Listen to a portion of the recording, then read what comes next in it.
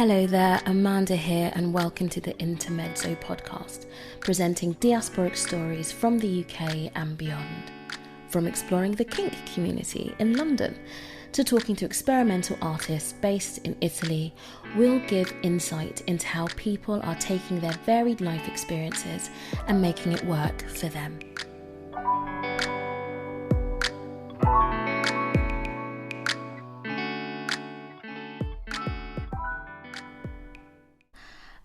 So today's guest is Emmanuelle Maréchal, a woman who has honed the skill of storytelling in the digital age.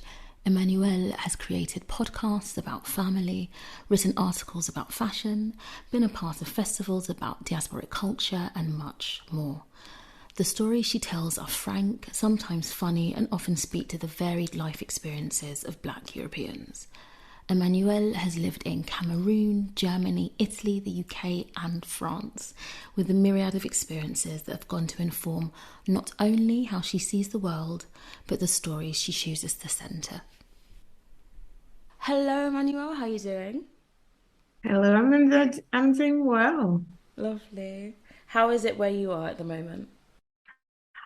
It's great. It's fine. Middle of nowhere in France, but it's okay. Okay, well, I'll start with the first question. Okay, so you were born in Cameroon, raised partially in France, worked in the UK and Germany, and went to university in Italy. That's a lot of places that you've been to. Can you talk about your experience being a part of these different cultures? Yeah, definitely. So I was born in Cameroon and stayed there until I was 3. Then came to France, then came back to Cameroon when I was 8 and stayed until 12. And I think the huge difference, I saw it when I came back when I was in middle school, because before, doing back and forth when you were a child, it felt normal. I didn't see much difference until I came back to France when I was 12, where even though I perfectly knew what I was, who I am, being French and Cameroonian, wasn't an issue for me. But the pupils around me felt it was strange because I was the African girl, right? That came back from not even from Cameroon, but Africa. So I got really weird questions like where did you live in trees? Did you have a phone? And all these questions when I was like, I went to French school. I probably was living a life that you wouldn't even imagine, because my dad is the man who raised me is a white person, and he was an expat. And as an expat, you have a lot of benefits and advantages, you know. So I was like, the life you live here, I was living like a queen. So I don't know what what you mean. I was living in a tree, don't have no phone. What you mean? But is this how you would respond to them? Because I've known some people in the past. I knew one guy, Nigerian, Irish guy, and they asked him, "Oh, like, how did you get here? Did you swim here?" And he just used to say, "Yeah, I just wait until the planes fly and then hang on them." Like he used to kind of make fun, because when he'd explain, just I got a plane ticket or whatever, they wouldn't believe him. So when they asked you these things, did you just tell them the truth, or did you play along? What did you do? No, I just told the truth, like I told you. I was like, you know why? You know what? I had a driver and go to school. I don't know what I mean. And it was not like to flaunt that maybe my dad at that period of our life had a very good salary. It wasn't that, but just because I wanted to show them the kind of life you have is quite normal. You go to school by yourself and everything, but in Cameroon, I was literally having a life that you couldn't even imagine. So I don't know what you're talking about, right? But I think this kind of discomfort, because I had obviously not really good experiences at school because of that, and uh, I beat some guys because Sorry. it was too much. So you had fights. Yes, yes. And I was called by the headmaster, because I with that guy. But for 6 months, this guy with other guys were saying racist things to me, and kicking my bag when I was walking back home. And my teachers knew, and they didn't know, and they didn't do anything. So at one point I was like, okay, I came back home and my parents was like, why are you crying? My dad was like, just give him a good beating and then I will come and support you. Um, Sorry, just to make that clear, your dad said give him a beating and then afterwards he'll sort it out. Is that what he meant? exactly. And this is exactly what I did. So when the headmaster, called me in, he came and he was like, okay, you call my daughter, but I really don't see the parents of these boys. So why my daughter is in here when she's been bullied for months, and the day she reacts, she's the one in the office, right? In the office when these boys, even for months, have been harassing my daughter. So what's the issue, right?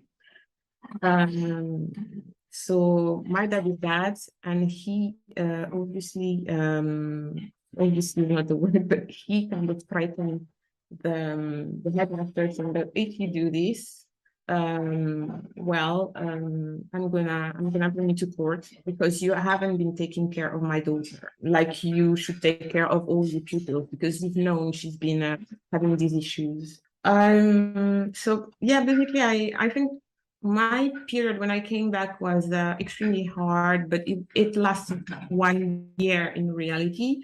But it marked me a lot because I never questioned my identity so far. Because like I said, I'm Black, was raised by Black mom, a white dad, and my brother is mixed. So I never questioned why we're all different. It was normal. And the fact of coming back and forth between two countries, I saw Black people in France too, and then I perfectly understood when we went back to Cameroon that this was my mom's country and I was born there because I still had some memories and everything. So I didn't have much issue about that. But then I got to think because my brother and I are 5 years apart. So when we came back to Cameroon, so I was 8, he was 3. And I remember the question he asked me, it was like, why everyone is Black here? Oh, really? Yes. And I told him, but mom and I are Black, and our aunts and uncles are Black. And he said, but it's not the same. Huh. So he started questioning things at 3, whereas Yes. what was the age that you started questioning? When I was 12, When you were 12. Interesting. didn't have much thought about that. Also because in Cameroon, I was in a French school, but a lot of students, obviously the majority of students were Black. So I was the majority when I was there, but you also have obviously white children, but you also have, because actually people don't know, Cameroon is you have expats really coming from different places. So you had Greek people, you have Indian people, you have many people coming from different places of the world. So the school was really rich in that sense, even though Black people were the majority. So I already knew what kind of having different cultural background means. And when I came back to France, this wasn't the case. Most people were white. Obviously, you had people coming from different backgrounds too, but the majority being white. French is based on a concept called universalism. Okay. And basically, it means that you have to fit in the French society. You kind of have to lose your other background. And this is especially true for I guess for people coming from the ex-colonies, because it's not sure if you're British, French, German, French, they won't tell something like this. They would see it as enrichment, that you have that you have two cultures. Yeah. But if you, German, British, I know Italian and the Spanish have different stories. they assimilated, because this is the concept, assimilation. But if you are from African descent, that's another, or from North Africa, that's another story. So yeah. But this is really 1 year, and then when I went to high school, I really think I was into assimilation, right? At some point in your teens, you just want to be like your friends, right? So I mean, I still knew what I was, but I didn't speak about it, to the point that when some friends learned that I was born in Cameroon and lived there, they were super surprised. And they would say that they didn't think, because it didn't look like I lived there. And I It said, didn't look what like do you you mean lived. by this? Yeah. What do you think they meant? Probably they were having some images of people living in countries in Africa. I don't know. Maybe I should have an accent. Maybe I should have some habits. And probably I did have some habits, but I have them. I have them at home, maybe. So it was strange to have this kind of question. It sounds like you from when you re-entered French society that second time, so in middle school, that you kind of, I don't know, like transformed a few times. So what time did you start high school? I started high school when I was 15. Do you think from 12 to 15 you saw a massive difference? Yes, in the sense that I think before, when I came back from Cameroon, definitely have these habits of switching between my Cameroonian and French accent, and then I just spoke with my French accent, for example. Because there were some, obviously, Cameroon is English and French speaking. And when I came back, I used to have this thing where when I meant something, I would use my Cameroonian accent, because that particular thing needed to be said with the Cameroonian accent, with that particular word, because they have a French Cameroonian is very particular, right? Explain it, explain it. I know there are some. It's like, when you go to some countries, I don't know, let's say you go to Ghana, and there is a certain way to speak English in Ghanaian English, for example, Okay. and you have to say this thing in Ghanaian English because it means literally that thing. Okay. Whereas the English may not have that, flavor, let's say, to express what you mean. And French Cameroonian literally have that. So I love French Cameroonian so much. I That's mean, amazing. No, I know exactly what you mean, because obviously well, not obviously, but I am Ghanaian as well. mm, And I do know exactly what you mean, but it's kind of hard to explain that, because you've obviously lived in London. Have you heard like Nigerian Brits and Ghanaian Brits kind of falling in and out of different ways of speaking? I think between each other, and then when you are in a working environment, it's different. But for example, we see that where I'm working right now, there is a kind of black network, and obviously we have meetings between each other, and you literally see that we are so happy to be together. And some people speak literally the way they would speak at home. That's interesting. That's really. Where are these people from? So we are plenty, because we obviously it's an international company, and you have people that are black coming from Netherlands, coming from Britain, but they all have different backgrounds. So sometimes you see, like, you will hear someone say in the conversation, for example, I don't know if you are from the Caribbean, the thing. You Yes, wouldn't yes. say that at work. So, and we all understand kind of Yeah. the or even one day I remember one of the co-chairs, she came on the call, and it was so funny. She was like, "Oh, I don't care anymore. We're all black there. You can see me with my do-rag, can't you?" This sounds brilliant. I want to work there. So this kind of thing I like, I love a lot. So yeah, so that about the language thing, that's what I mean. That is, sometimes you have some things that you say that are not necessarily, it's a colonized language, okay, but there is different flavor, because in every place there are differences. And these kind of differences I really love. Yeah, when I came to France, I still have that thing. And when I started high school, I just didn't use it anymore because people made fun of it, and probably didn't understand. I wasn't ashamed. It was not shame, but I was just like, these people are not able to understand the cultural richness of all this.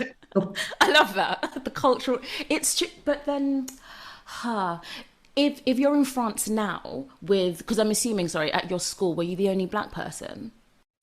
No, but we were like you could count us on the hands. We were not. I wasn't the only one, but the other girl that was with me happened to have the same name as me. Okay. Came from I remember Central Africa, and she came to live with an aunt, and you could see that the model here was she came. Her parents sent her there. Probably they were not really rich people, but still send money, and she was mistreated by her aunt and uncle because they didn't send her to school in a good way. I remember she came to school with slippers on. Oh God. Or a way of dressing, and people made fun of her, and I was like, okay. When I think of it now, and I hear stories from different people being raised by aunts and uncles in Europe, there are a lot of similarities where sometimes you're not well treated by them. Of course. And so people made association. We had the same name, came from Africa in the same year. So it couldn't be that we would be drastically different. No, we had to be the same. Okay. And were you ever, I'm supposing like you didn't, were you friends? Were you not friends? Not really. Because I think when this happened, when you get bullied in a really bad way, you just want to avoid being bullied more. So I'd say I was polite and she was polite with me, but we didn't associate it with each other. Okay. Much. I asked that because I was thinking about language and thinking, okay, if there's another black person there, were you kind of using that richness of language with each other? But obviously you guys weren't really too friendly, so. No, and I also think that class is something very social class. I mean, is very important to mention because I think we didn't come from the same social class, so we didn't have the same code. And not having the same code obviously makes it difficult to create a bond. This is really interesting. But because you mentioned, I remember in one of our conversations that you want to start analysing language and how people use it. And I can see when you're talking about your colleagues, how interesting and how rich it is. It's true with the ting. But I'm also thinking about in the Netherlands, how would they be speaking if they're speaking in English? It's all very interesting. I think for us, because I'm French and I'm speaking English, and obviously I've been in the UK, so I say my English is very much influenced by what I lived in the UK, but there is also the American part. So literally, I just think it's I think we're all being influenced. These people in my company, they may live in the UK too. And so they have this influence from the UK, but like I said, we all also very Americanized in that sense because we've watched Fresh Prince of Bel-Air, all this kind of thing. Obviously, there are certain things from the language, that from each places, we've been influenced by that we get from Black people, right? When I came to England, started listening carefully to how Black people were speaking, if there were some slang, because in France there is some slang, and if they would use some words from their own country or their own dialect, because sometimes it happens in France too that you use some words from your own place. So yeah, all this kind of thing I was very interesting to listen to, and that's why when into this network and they use some words, I'm not surprised. I'm like, okay, this is familiar to me because it's something I've heard. Okay, brilliant. When you're in the UK, could you denote class differences between like black people? The same way you did like in France? Yes, because I think there is this code switching, right? And there's a certain way to talk, there's a certain way to behave, a certain way to not want to show too much your blackness. Sometimes I think it's you can tell.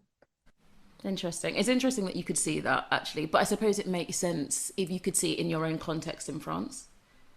Yeah, because I mean the social class thing is everywhere. It's not only in one place. So I guess that when you stay a major time with white people, you also have a different social class different between white people, and you can tell when black people live in this society, right? And they adapt to them, and they take those codes too. Interesting. Okay, cool.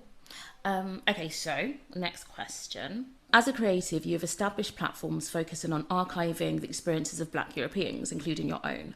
What keeps you exploring these topics, and what mediums do you choose to tell stories? So what keeps me talking about those topics is because I just love discovering things about Black people, because for a long time I haven't known my own history in Europe, because everything is very Americanized, right? There is a hegemony of the United States. So the African American experience, I would even say the Black American, because African, yeah, the ancestor came from there, but they don't actually know nothing about Africa. Um, but the Black American experience is very much told in the media, whereas experience of Black Europeans, you don't see nothing really. Maybe a little bit in Britain, but not even much. And there is no connection also between us in terms of Afro-Europeans, because we have that language barrier. So first, I started a project called the LBD Stories on Instagram, and I wanted to tell my family story, all the while telling the stories of Black people in Europe.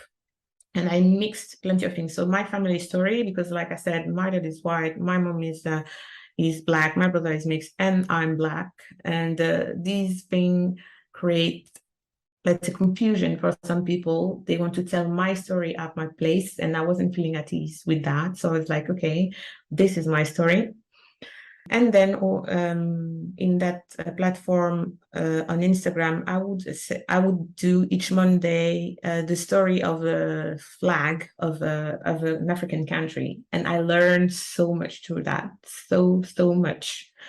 It's not just a question of independence, is why green, red, and yellow colors are so important for many African countries. Then you start learning about some independence hero that is not Thomas Sankara, for example, but others. Okay. But other heroes in other countries. You start to learn colonialism in a different way. So that was very interesting to do that. And then I integrated a podcast where I interviewed people that I met in London, because London was really great in that sense that I met many Black people coming from all over Europe telling me their stories. For example, I remember meeting that she was actually, I left my house, and then this girl came in my ex house, but I was still friends with my expat so I kept on coming, and we became friends. And this girl is Swedish, and her family is from Liberia. And I've never met a Liberian person in my life, never met a Black Swedish person. So when we were talking, she was always telling me about her time in Sweden, and she's very Swedish, but there is also that Liberian side to her that was very interesting. So we had this conversation. Same thing when I started discovering stories of people from Lusophone Africa, because I think Lusophone Africa, no one knows, no one cares. Sorry, what country is that? Lusophone countries where they speak Portuguese. Lucifer. I've never heard of it. That's the word to say Portuguese speaking. Ah, okay, okay. And yeah, literally, Guinea-Bissau, Angola, all these countries, and then the experiences in Portugal, for example, because like Portugal, went to colonize so many countries, but the word has forgotten. This is true. Why do you think this is? Yeah, so I don't know why the reason. I think all these southern countries, Italy, Portugal, and Spain. I know they kind of forgot their own past, colonial past, and I guess it's because they were losers at some point Wow. in the.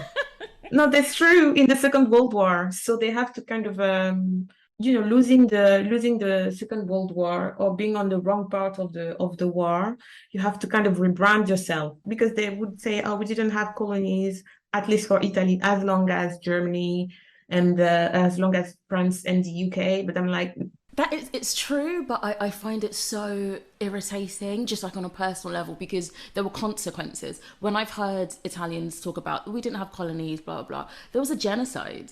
Like, yeah, you weren't there for very long, but look at the damage you did. I feel like it's really important to underscore. yeah. And, families came out of that.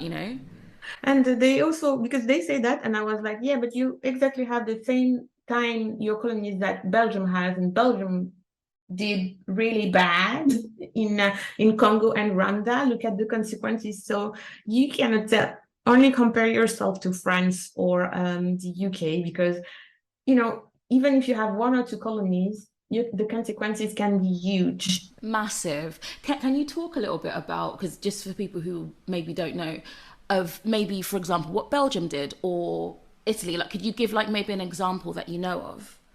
So, some examples. Look, so I know Italy, for example, used in Libya and Eritrea and other colonies. They use methods used by the Germans, like the gas chambers, for example. So that's no small thing. Yeah. Retaliation were really cruel, also in the Italian part, because I know, for example, Lion of the Desert is a hero of Libyan resistance against Italy. He's his surname, Lion of the Desert. And this man, they literally decided to kill him. He was in his 70s just to break the fighting spirit of Libyans, right? So I just think that's an example, right, of how you can break the spirit of people who wants to fight against, being colonized by killing a very important figure, even if this person is an old person. And the fact that they use also these gas against Libyans also, and people also think about apartheid as something part of the South African history, but it's very much part of the Italian colonial past as they used it in Eritrea. Apartheid was put in place even before what happened in South Africa. So just for people to be aware. Okay, I didn't know that. So they use apartheid in Eritrea. Mm-hmm. Yeah. Wow. And Somalia, I'm assuming as well. Yep. Wow. Okay. Have you ever had a conversation with a white Italian about that? I want to have a conversation with a white Italian about colonialism.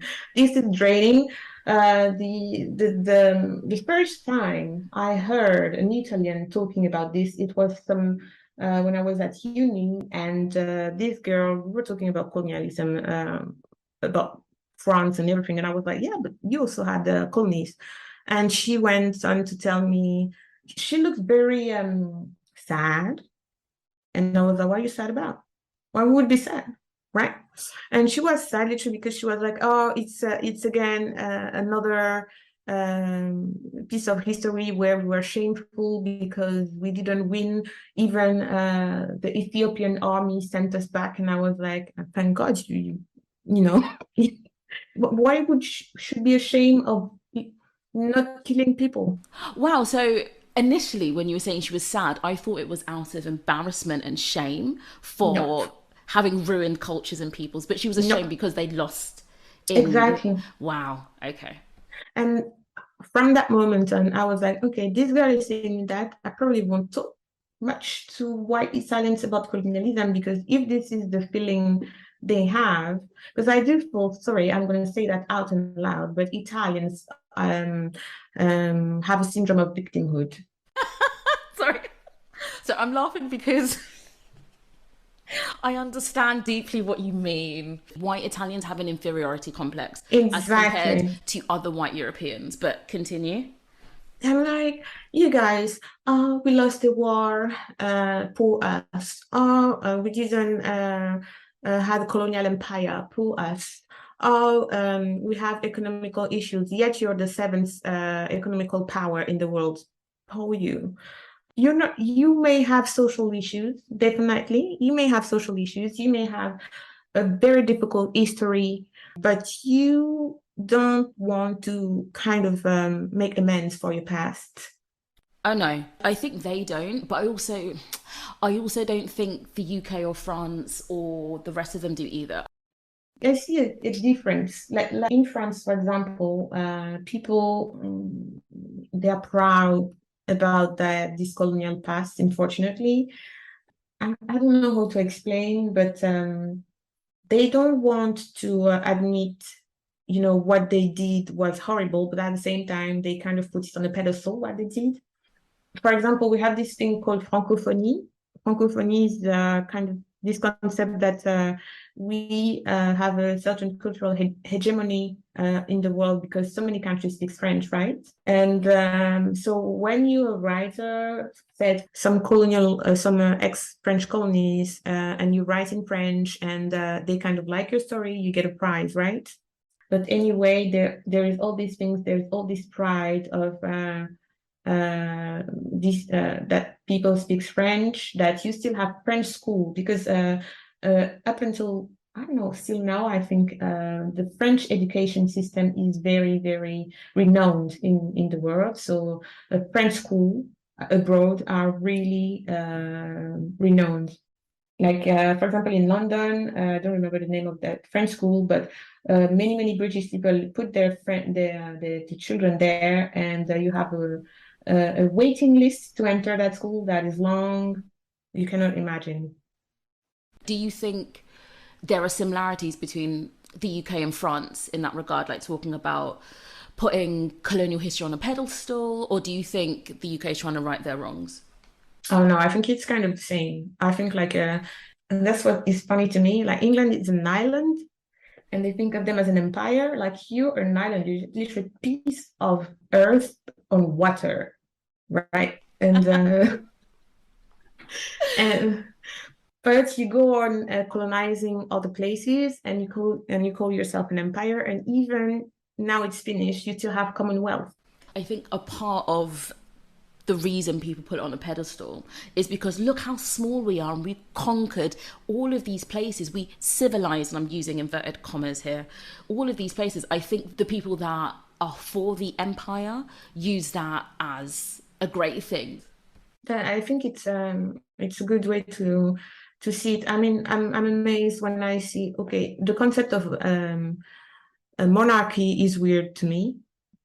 So when I see the queen is the queen of Canada, I'm like, what?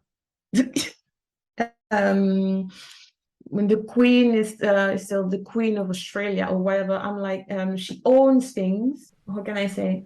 At the expenses of original people from that place. Yeah, it's a weird concept, and I don't know. I think a lot of people don't really talk about it. Also, recently, actually, there was an Australian minister, if I'm not mistaken, who is Indigenous to Australia, and when she was being sworn in, you have to kind of say this whole thing about. Being in service of the Queen. She walked in with her fist raised up, and she called the Queen a colonizer in this whole speech. They would not let her be sworn in unless she did not call the Queen a colonizer. That is the first time that's ever happened. That was already quite massive. But even in formality, the Queen is held up massively, but also in general, I think, in these places.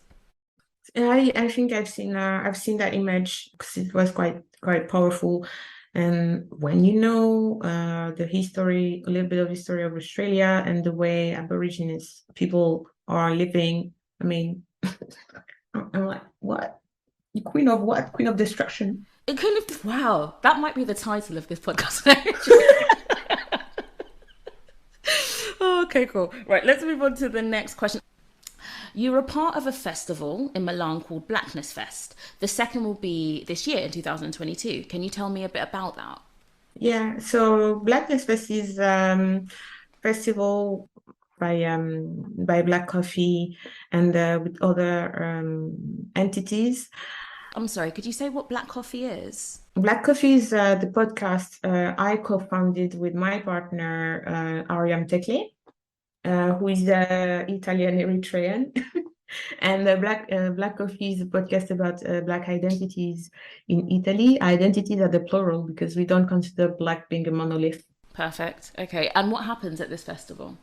So literally, it's a lot of panels about different topics around Blackness in Italy because we realized that there were no space when we started the podcast. That's also why we started the podcast. There were no space for talking about Blackness, let's say a safe space, talking about the different aspects of Blackness. So there's mental health parts. There's also panels about police brutality.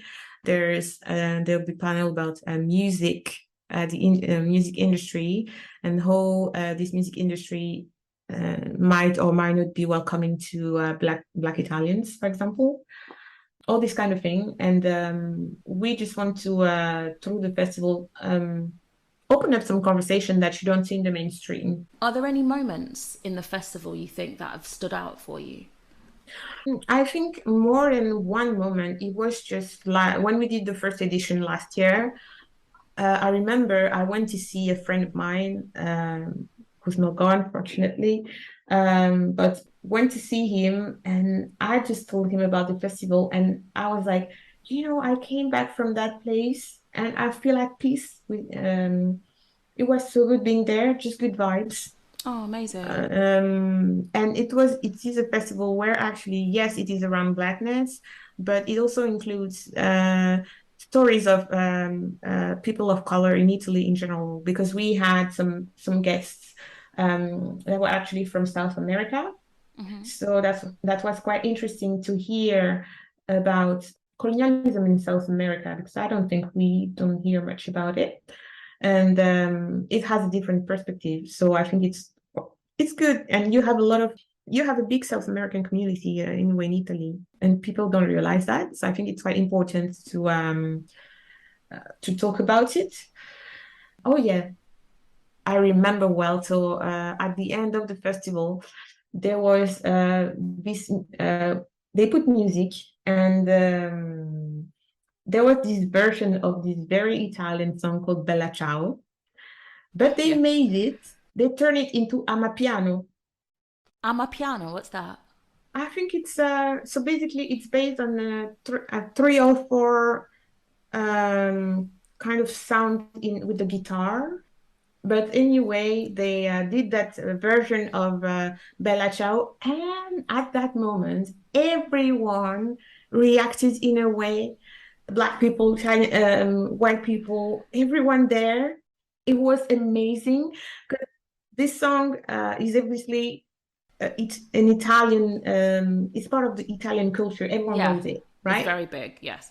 Exactly. But then you put this kind of twist to it, and then obviously you had Ghanaian Italian in the mix. But even even if you're not Ghanaian, you instantly recognize this is a sound from Africa, and you're like, this is a bomb. This is amazing. Yeah, it instantly kind of includes everyone in that moment. Exactly. And I think just that song just meant what it meant in a way to be from a different background and being Italian at the same time, right? It was a perfect, I think, proof that you could be Italian and you could be something else as well. And everyone can enjoy it. It's a richness rather than something that you should be afraid of. Yeah, brilliant. It sounds really interesting. When is it happening this year? This year is happening on the 23rd, 24th, and 25th of September in Milan. And because I'm bad with remembering the location, I can't see the location. People can Google it. If people are there, they can Google it. So that's great. Yeah, Okay, yeah. brilliant. Okay, so last question. So you've mentioned in the past that you've met some interesting and supportive people from sharing your life experiences online. How has this community you built over time impacted your sense of self and some of your choices?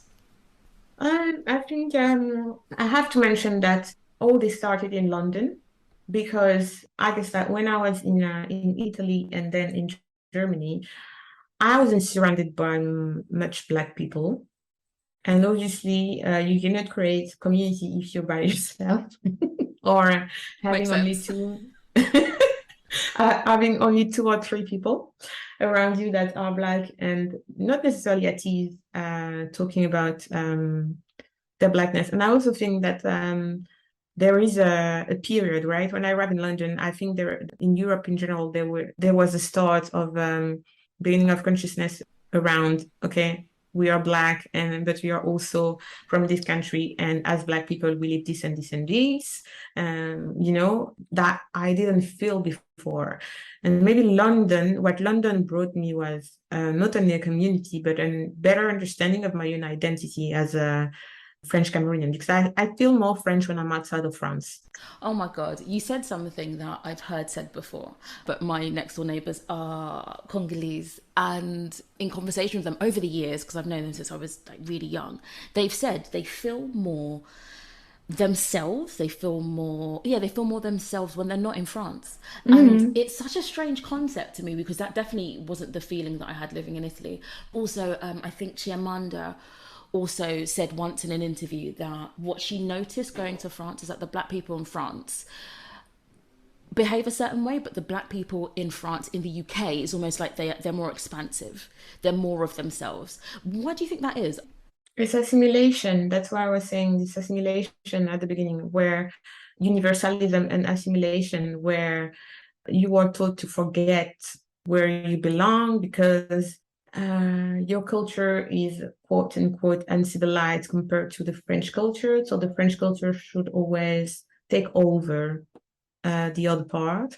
Or if the other part is there, it's very stereotyped. It's always like, oh, let's your culture, let's eat your food. And for me, it doesn't make any sense because I come from a country where you have 250 plus ethnic groups.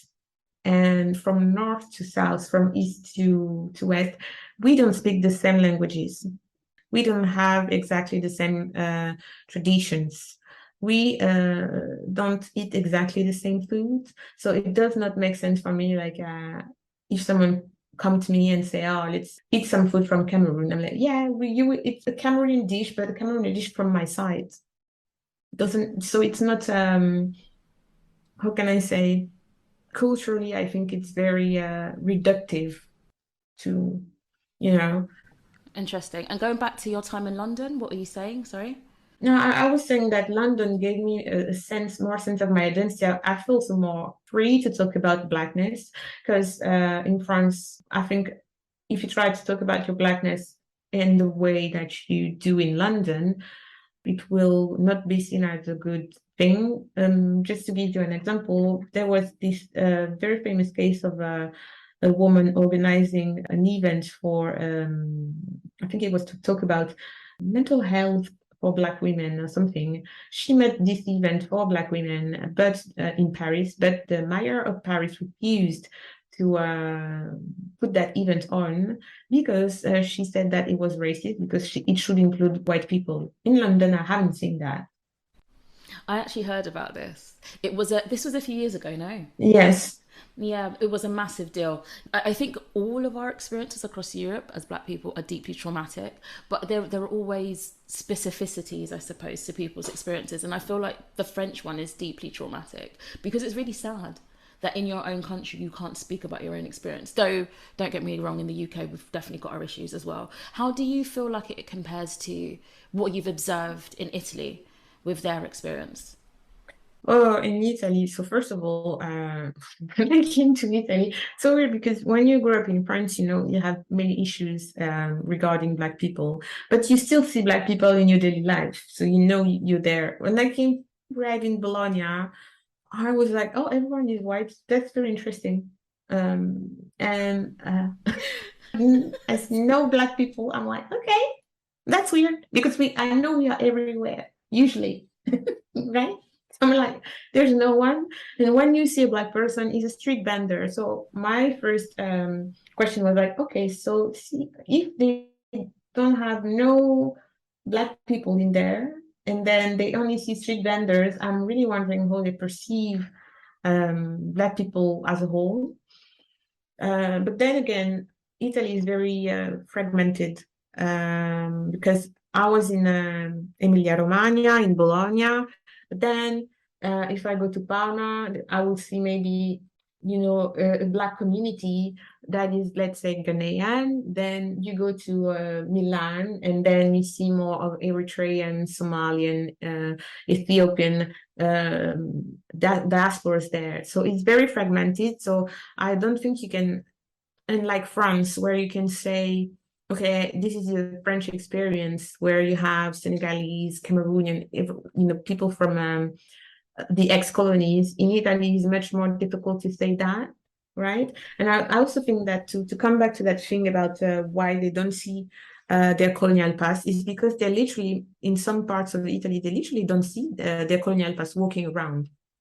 As in people from Eritrea, people from Libya walking around, okay? Yeah, I suppose, but I think what I observed and what is uncomfortable is that being in Tuscany, I saw initially was that there are a lot of families who adopted people from what were their ex-colonies. So I saw a lot of kids who had two white Italian parents and the child was definitely East African, or maybe someone would stop me in the street and ask me where I'm from. The man is like 70 or whatever, and he's being a bit, strange. But then he'll say, yes, because I was in, and he'll talk about an ex-colony. So it's like, I feel as though even if in some areas they don't see the colonial past walking around, if they've not adopted it, they have that in their experience because they're old and their granddad was in war in Libya or doing untold things in Ethiopia. So I feel like it's this thing where they say that they don't have it and it's not a thing, but it's actually deeply rooted in their culture. Do you see what I mean? Especially with the older people.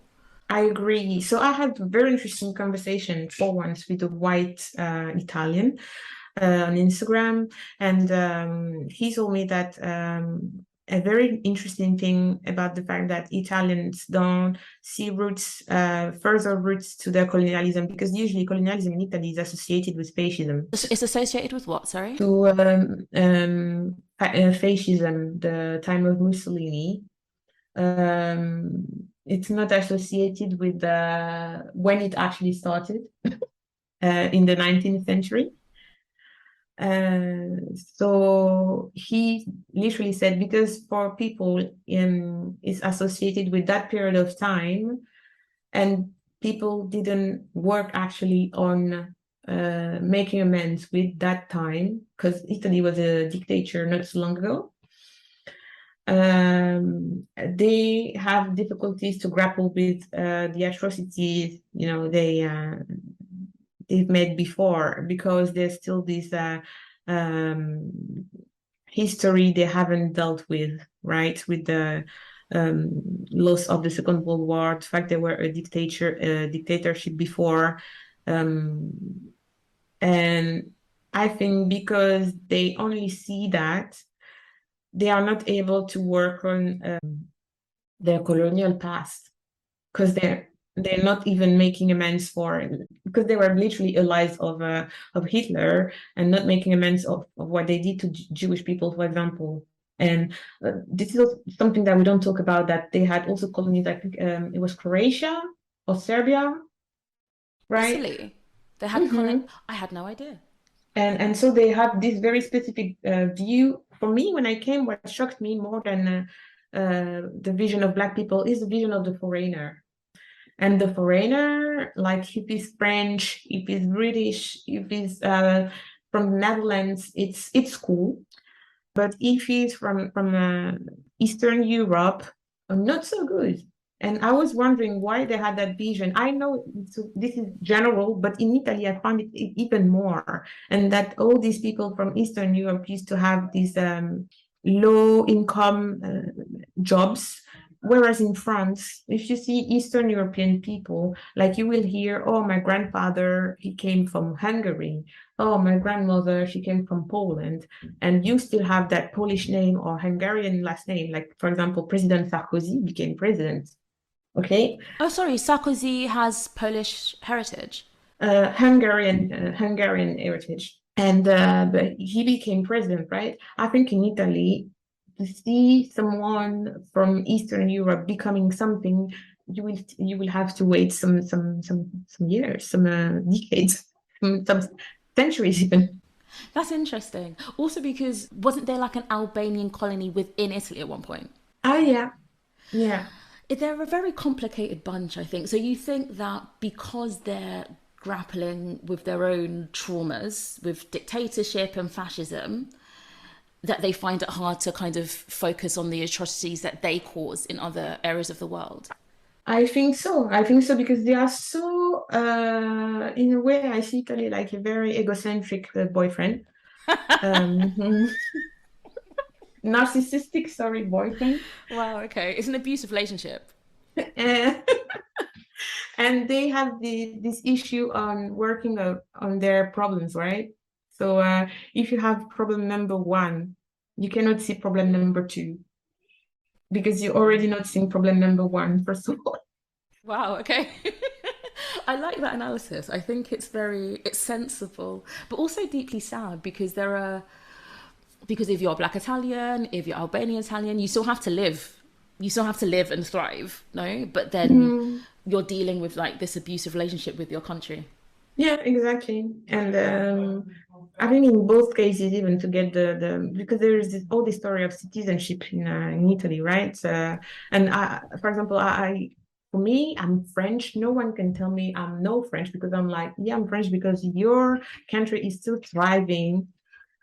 Is still thriving because literally your ex-colonies are still paying debts to you because they wanted to be independent. So if you didn't have this country paying, you wouldn't be France you are. So I'm French, whatever you say.